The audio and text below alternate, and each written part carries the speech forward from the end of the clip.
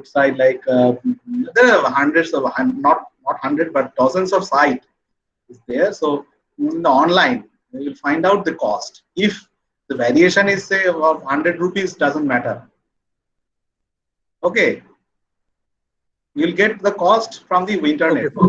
Okay, sir. Sir, one more thing. Uh, Actually, we haven't started the solution yet. So the detailed out will ask later. But now there is a one question that Orst current. I mean, the the word is Orst current. So Yes, what do you mean by Orst current? I worst, mean, that means the worst case situation, not the short circuit case, but the maximum loading case. If if the worst case is occurring due to load, okay, variation of load, or then with variation of load, the current will also change. Okay, or from the input side, the variation is plus minus 5% in the supply. So depending upon the input voltage, input side or output side, you have to consider all cases. sir, then the frequency and the voltage there is a plus minus 5%. So so that's why that will be two cases, right? Plus minus 5% for frequency and voltage, and plus 5% for frequency and voltage, and minus 5% for frequency and voltage. Is that the worst case? Yeah, not only these four cases, but from the load side also. Okay, sir. And sir, is See there any example? how this frequency and voltage is affecting your buck converter, because the buck converter is being fed from a uncontrolled bridge rectifier. Okay, so as the frequency is increasing or decreasing, the output of the bridge rectifier will also vary. Yes, Okay, sir. you'll get the standard relation of the AC supply and the output of a bridge rectifier. So you need not design the bridge rectifier, because it is assumed that the DC supply is available from the bridge rectifier. Only thing you have to estimate the variation of the voltage, okay, DC voltage, from the relation of the equation of the output equation of the bridge rectifier. That is the case. You need not design the bridge rectifier. Only just calculate the variation of output voltage using the standard equation of a bridge rectifier. Yeah, that is one, that worst case situation will be required for the calculation of your this one duty cycle, the closed loop control, and the variation of load. And sir, sir, bridge rectifier, is it the continuous conduction? I mean, the whole thing will be the continuous conduction. Sorry, I couldn't understand. Sir, there is two part, that is continuous conduction and discontinuous conduction for both rectifiers and, and the choppers also. So we will consider the continuous conduction For what? for for calculating. I mean, act- I mean those the No, variation no. of. If you don't draw the circuit diagram, you will not be able to understand.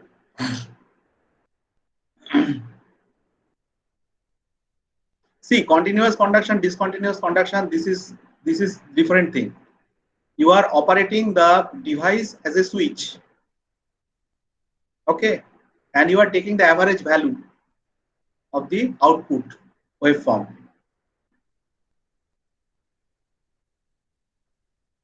So of course the current will be during the conduction period. And for worst case consideration of the current, you can think that 50% overload.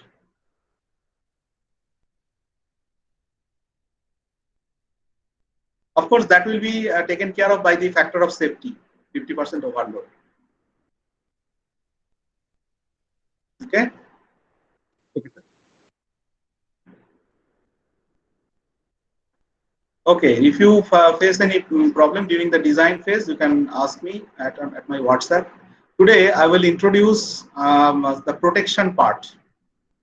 First of all, I will discuss about thermal design. I already shared the PDF. I'll discuss it now.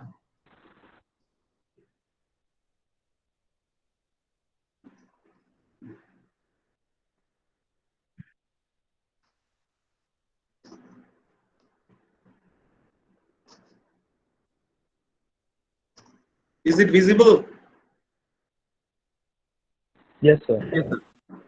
The heat sink design. Most of the books they do not discuss this in a simple manner. They just touch it and then skip it.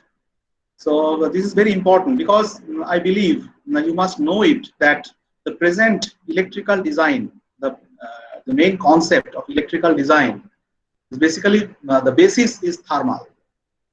The basis is thermal. Why? Because uh, ultimately at the end of the design we calculate the temperature rise, whether it's power electronic converter or any machine or any electrical device. Thermal design is the ultimate one.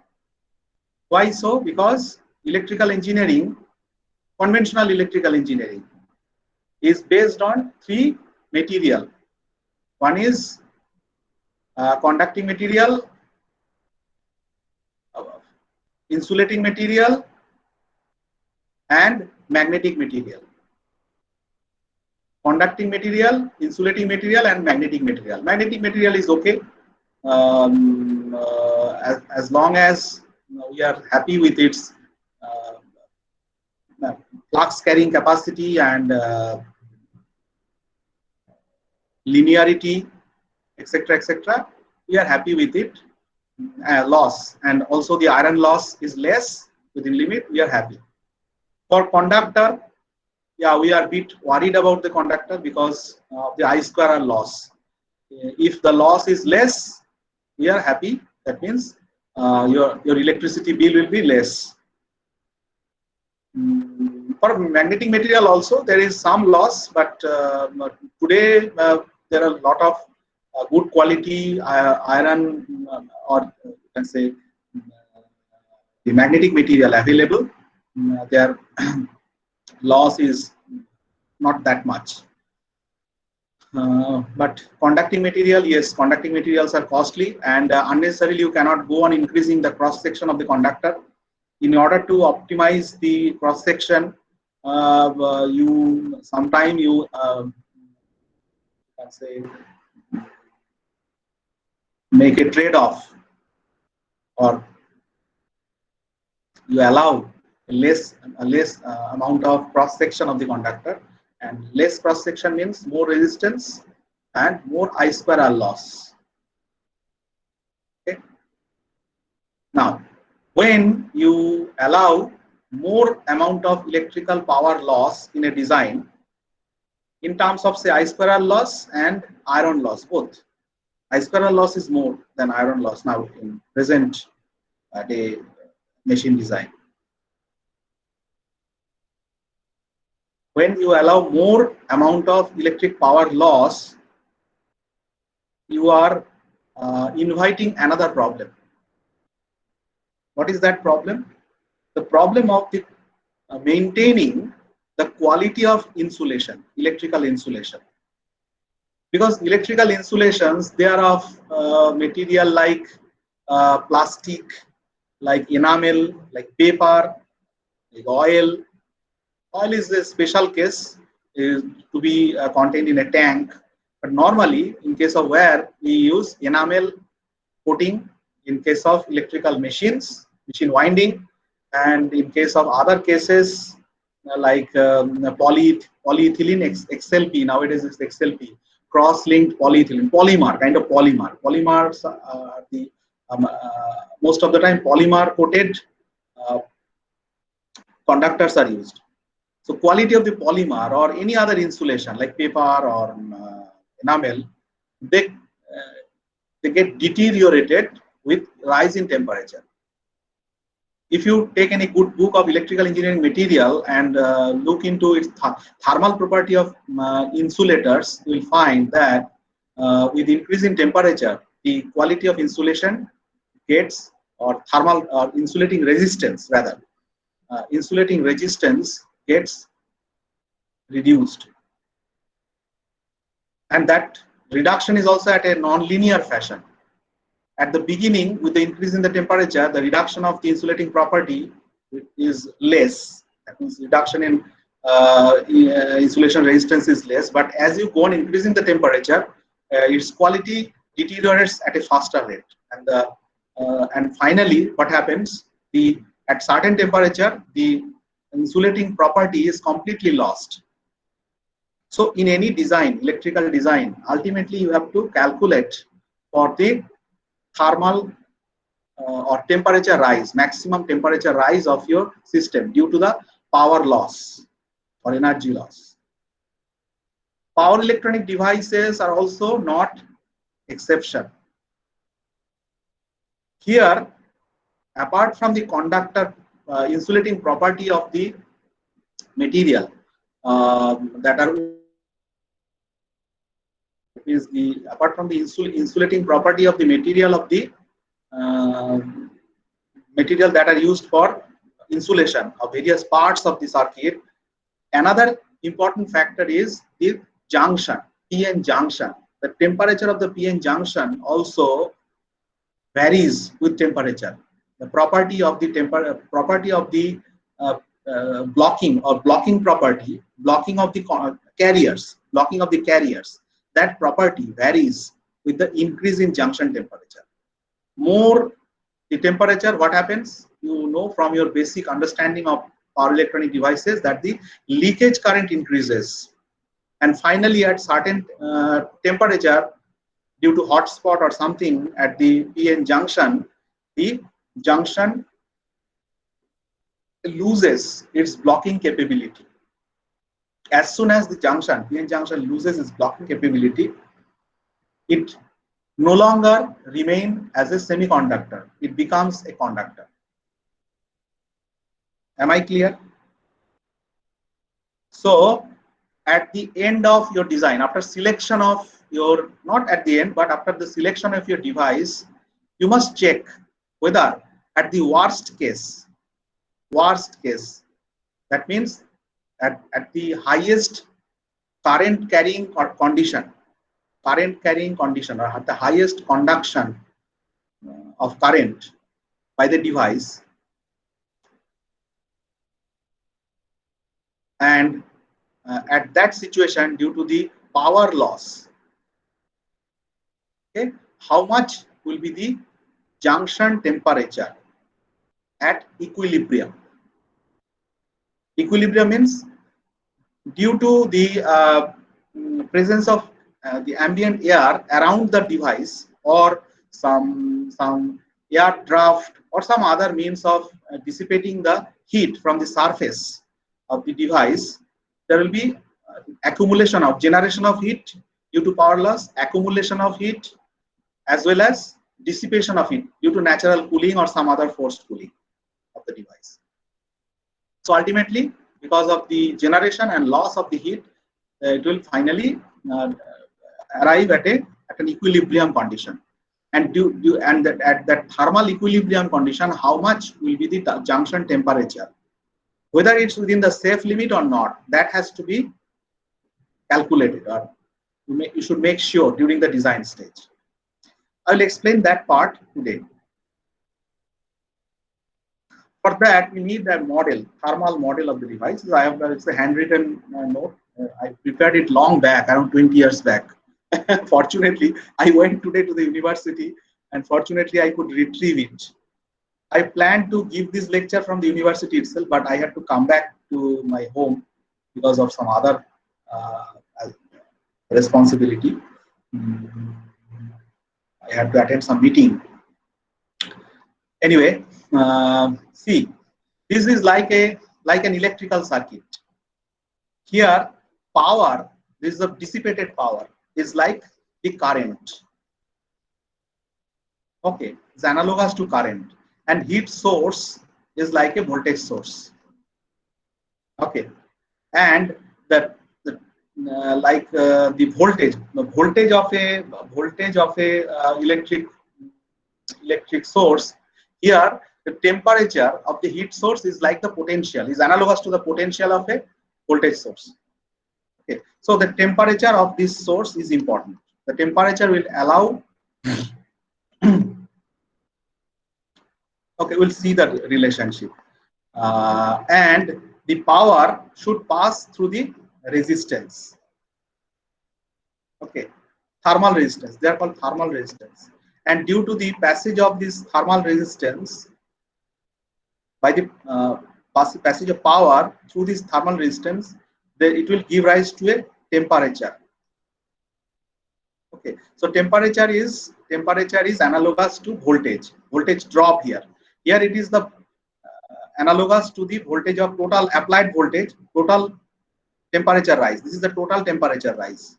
Okay, this total temperature rise is analogous to the total voltage of a voltage source, and the power is the analogous to current, and this is thermal resistance. Okay, when the current, that means the power, is flowing through the thermal resistance, it gives rise to temperature.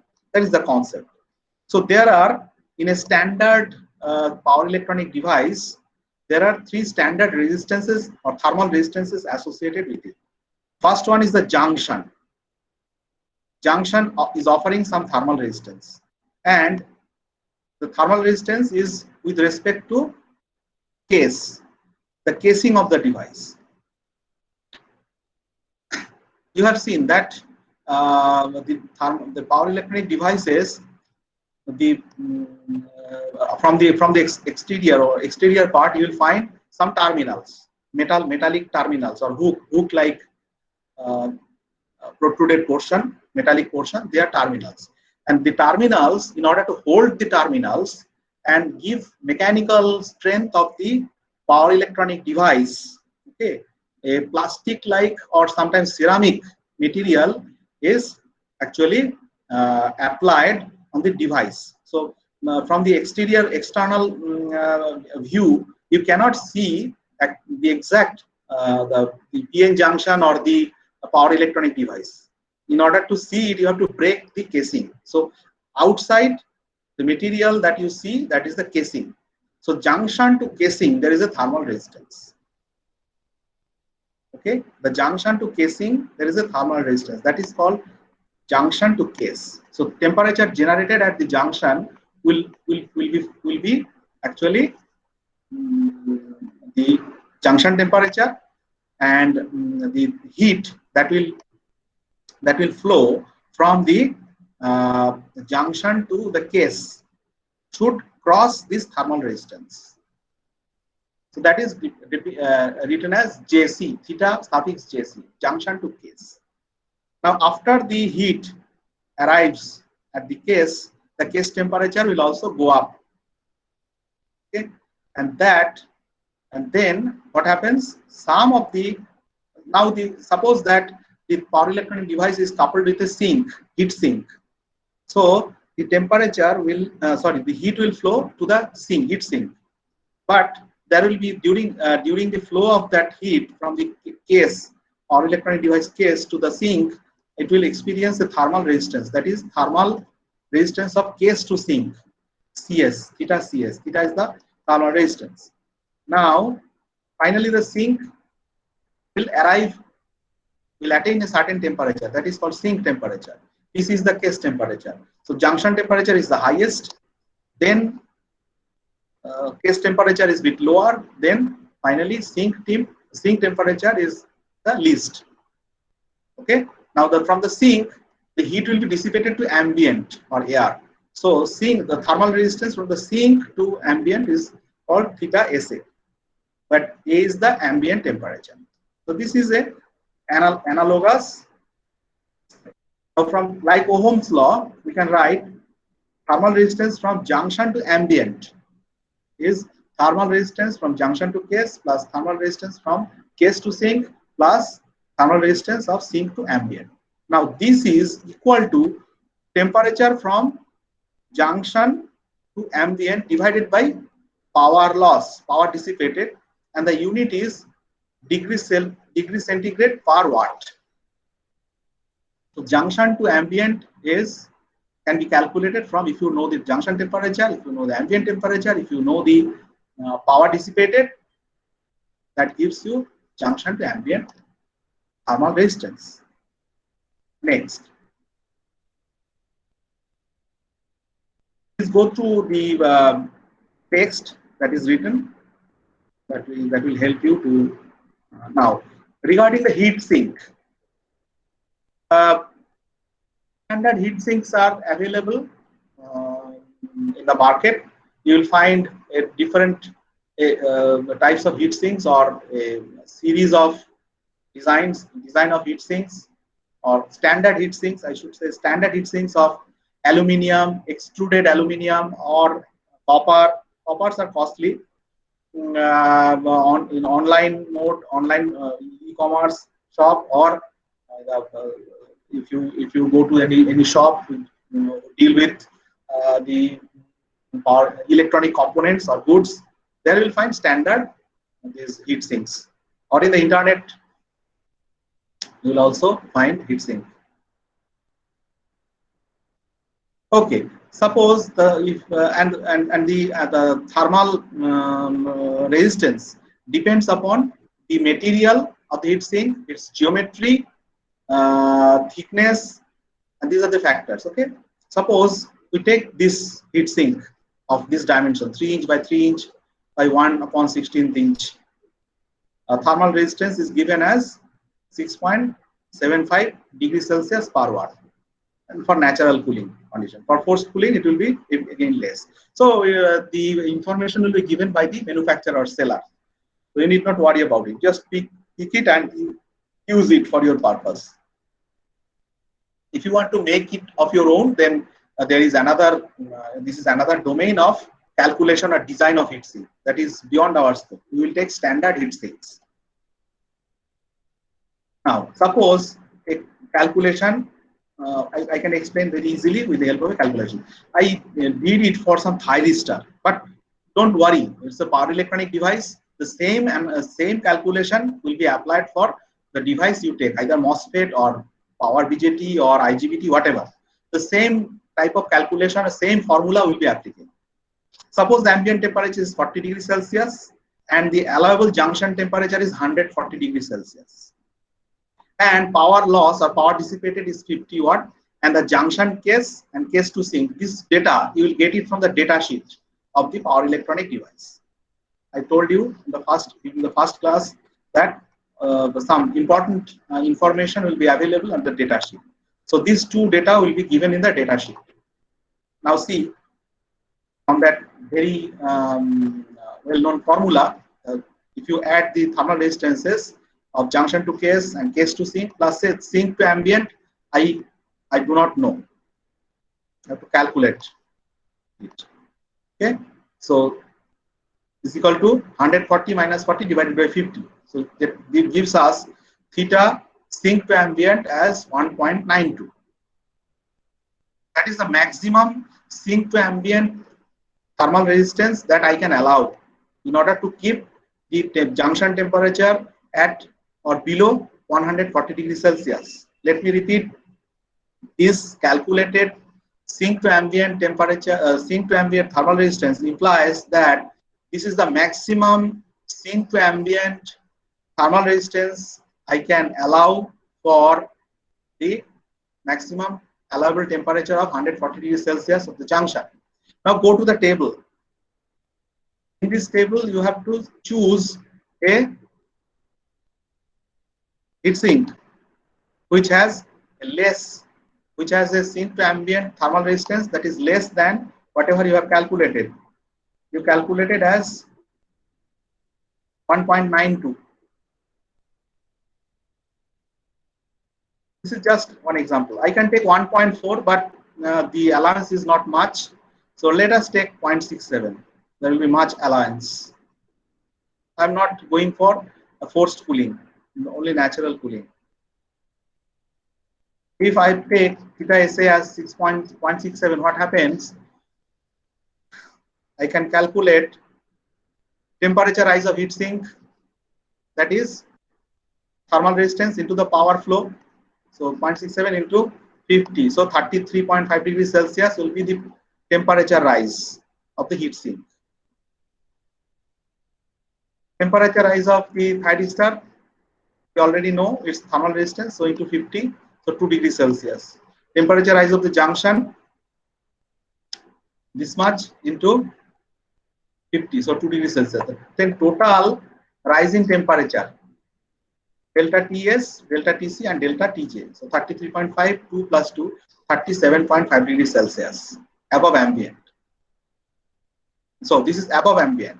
So the exact temperature will be, junction temperature will be ambient temperature plus the rise in temperature. So 40 degrees Celsius is ambient plus this much rise in temperature, so 77.5 degrees Celsius. With the application of this heat sink,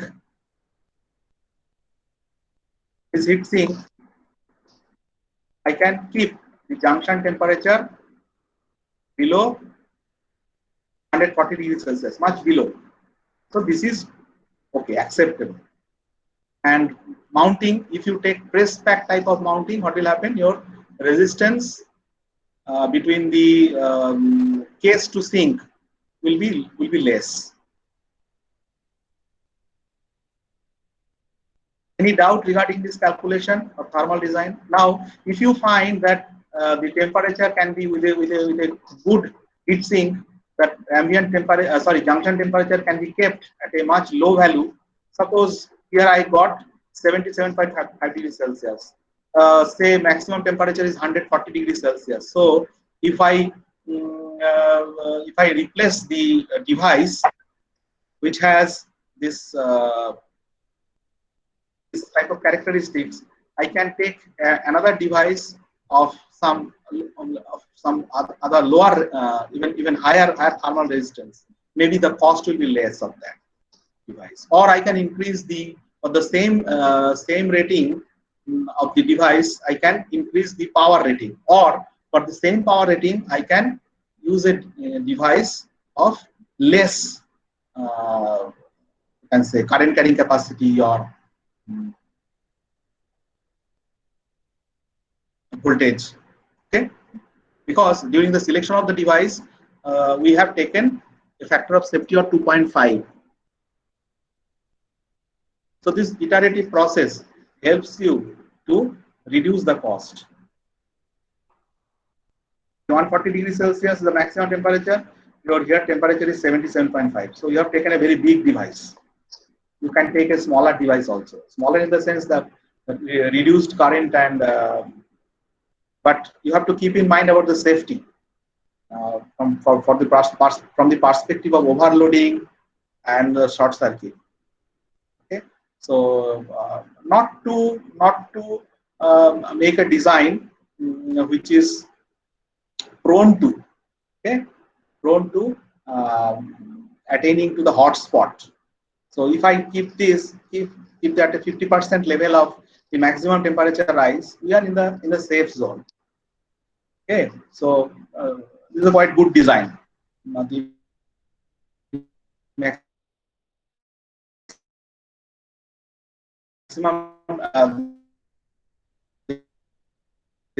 rise in temperature with the application or selection of the. Now, how to interpret the data sheet? For that, I have shared a few pages, you scanned pages from the book of Bimra, P.S. Bimra. Okay, it's for thyristor, but this fact, what is told or explained, what has been explained here, are equally applicable for other devices. Although it is for SCR, because Bimra is a, let's say, a senior expert in power electronics, and his most of the books are centered around this thyristor or SCR. But nowadays, I think the latest edition he has changed it. But even a few years back, his book, he didn't change it from thyristor to our other device. Anyway, it can be considered as a switch, and for whatever is written for SCR, you can extend it for other devices. So what is to be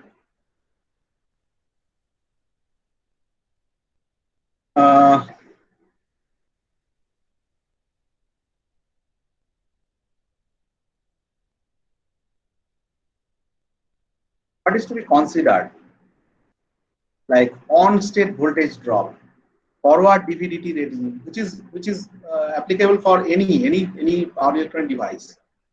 Okay, or regarding current rating, average on state current. So, initially, the power electronic device is selected based on average on state current and peak inverse voltage. So these are the two factors you must consider: average on state current and peak inverse voltage. Someone at the beginning of our sessions asked, what is the worst condition? So worst case average on state current should be considered for selection of device, and also peak inverse voltage.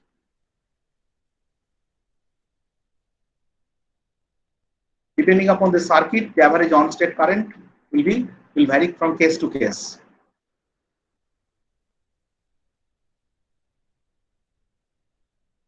It is specific for the circuit.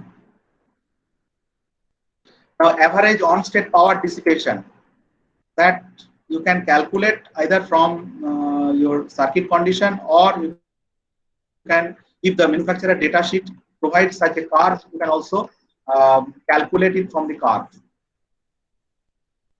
For particular circuit, if this kind of graph is given, then you can directly you can directly select that value. Okay, the average power loss, or you can calculate it. No problem, because calculation is very simple. Say the forward conduction drop is, say, some volt. Okay, forward conduction drop, say V suffix FC, forward conduction. It will be less than 1 volt. It will be fractional, so say 0.5 volt, 0.7 volt, like that. And total forward conduction current, worst case forward conduction current, say something I FC. So if you multiply the IFC with this VFC, then that will give rise to forward conduction drop, as a rule of thumb. And then you should add the switching power loss. And manufacturer data sheet also provide, in some cases, the switching power loss. Some authors prefer RMS current, but RMS current I don't prefer, because in DC circuit, RMS current is not easy to calculate in some cases. But if you take RMS, then after average forward conduction current, if first you do the design with average forward conduction current, then you calculate the ripple, okay, the RMS current of the ripple. Then what happens? This ripple during the averaging, sometimes in some circuits, the ripples they get nullified. Okay, you do not get any ripple current by averaging. In that case, we require the RMS current. Whatever current you select, that should be justified by you. I have no restriction on it. Either you take the average on-state current or RMS current, whatever you like. I do not have any restriction, but that should be justified.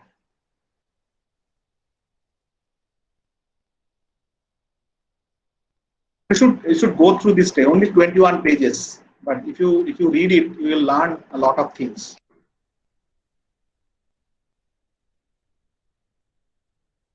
Some example is also given over here to calculate for thermal design.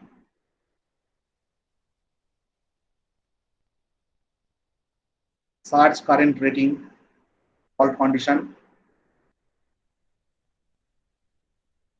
So this will be required for selection of fuse.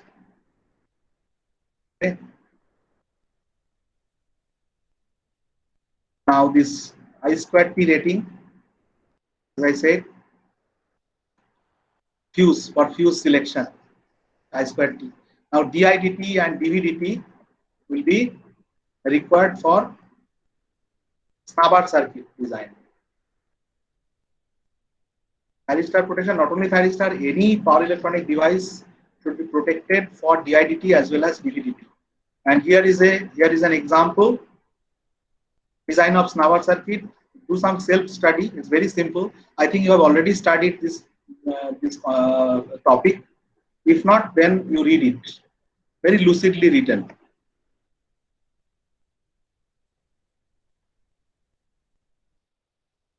And they explain through an example. Selection of R and C. Now for over voltage protection,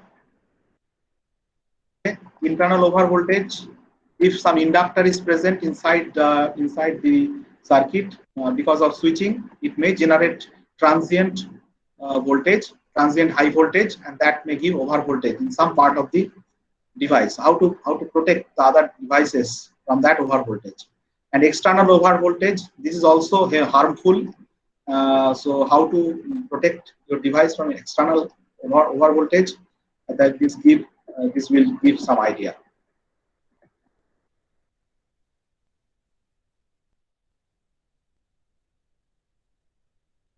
Nowadays, metal oxide varistors are available for large voltage or high voltage devices against large voltage transient protection. But for our device, it's a very small device, so you need not go for over voltage protection. You just restrict your design up to Snavar. Short circuit and over current protection and short circuit protection and Snavar circuit. That much will be enough. Now, over current protection, as I said, you have to select a fuse, design a fuse, and your an MCB. Select one MCB.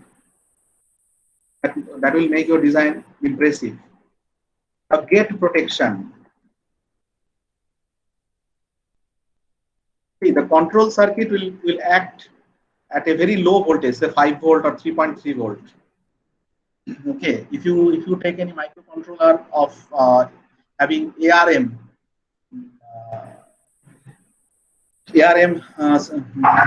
core, then it will be 3.3 volt. Otherwise, most of the other microcontrollers are 5 volt.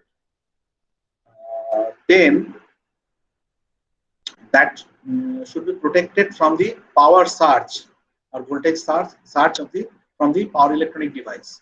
So this gate circuit or the base circuit of the power electronic devices should be electrically isolated. And for that you require some protection in the gate circuit. And nowadays, most of the cases, people use optocoupler. I hope you already studied about optocoupler in your instrumentation paper. Measurements and instrumentation, similar paper, you already studied optocoupler. Or if you give a search in internet, you will find optocoupler. So you should give a schematic diagram of your gate control circuit regarding interfacing of the microcontroller with the gate circuit. If you take MOSFET, okay, or you give a schematic diagram only, or block diagram is enough for the control circuit, and give the flow chart as I already asked you in the earlier class and also mentioned in the assignment. So I have reduced the entire content to a manageable one, so that you can do it in the offline mode, because there is no direct access from your side during this situation. So only way to communicate is either telephone or WhatsApp or email. So I have reduced the task. Earlier classes, I used to ask people to at least simulate the circuit. After designing, the simulation was compulsory. And this time I have omitted the simulation part and also omitted the control circuit part. Only thing, you have to give a schematic diagram. Okay, and it will be control will be closed loop control. I think that I may forgot to mention in the assignment. The only thing is you have to give only schematic diagram or block diagram with description. if you give a block diagram, then you have to describe every block, and if you give schematic diagram, then you explain everything what you want to convey or important information in that schematic diagram. So I think this much input is enough to start the design. This much input is enough to start the design. At the beginning, I shared many material, and as far as I remember, a full-fledged design, one or two full-fledged design already available in those materials. So follow them and start designing. Only little time is left, so just start the work. What will be the deadline? Laziness. Sorry? So what will be the deadline? Deadline is the earliest. I do not know the deadline. See, the university deadline is always volatile for last 1 year. I lost faith. I completely lost faith on university deadline. So in my Zoom, we can access Zoom. Okay, Zoom portal to upload marks. I cannot find any link to upload marks of last semester for last 2 months. Only sessional marks. There are 2 links given for sessional marks, like modeling and digital simulation. Last week I started to upload the marks. Okay, I tried to upload the mark, but after clicking that link, it showed a broken link. So this is the situation. And regarding the semester papers, it is completely blank. So university do not have any deadline. How can I give you deadline? Only thing I can advise you, university may ask me to submit the marks within 2 days. Okay, then what will be the situation if you do not submit the assignment at an earlier date? Sir actually আগের বার এসকেসি ma'am আমাদের সেমিস্টারে পরে নিয়েছিলেন machine ডিজাইনের পার্টটা। দেখো আমিও সেমিস্টারের পরে অনেক সময় নিতাম, ঠিক আছে, কিন্তু এই বছর আমি জানি না। এবছর হচ্ছে কি ব্যাপারটা হচ্ছে কি ইউনিভার্সিটি বুঝতেই চায় না যে সিচুয়েশনটা কতখানি কমপ্লিকেটেড হয়ে গেছে। ইউনিভার্সিটি ভাবে আমাদের বসিয়ে বসিয়ে মাইনে দিচ্ছে। দেখো সিম্পল বলছি আমি, ইউনিভার্সিটির মাথায় ঢুকে গেছে আমরা এখন ইউনিভার্সিটি যাচ্ছি না।